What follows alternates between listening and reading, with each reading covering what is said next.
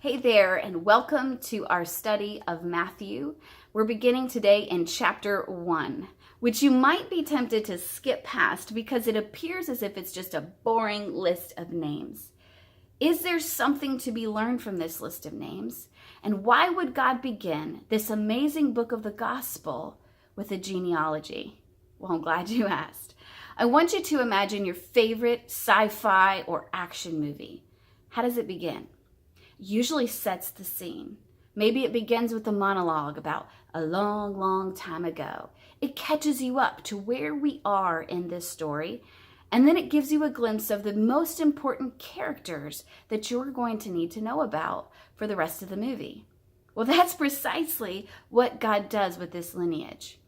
Beginning with the statement, the most important statement, that Jesus is the Messiah or the Christ. Both words meaning the same thing. The anointed one that we have waited for. What God is saying is this is not the beginning of a story.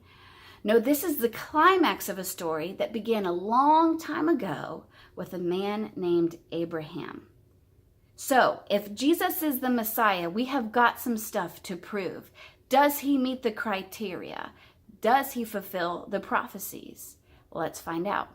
Jesus comes from a lineage of Abraham, whom God spoke to years ago and said, through you, all families of the earth will be blessed. Jesus fulfills that promise. Then we go to the lineage of David. Jesus is of the lineage of David, who God spoke to and said, there would come from your seed, from your lineage, a king which will set up a kingdom that will never end. Jesus is of the lineage of David. This also fulfills the prophecy in Isaiah, which God spoke that a son would be born and he would set up a kingdom that would never end.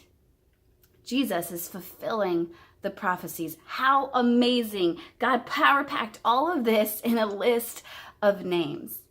But you know what I find most fascinating about Matthew chapter 1? Is the little details, the unlikely characters that didn't have to be put in this lineage.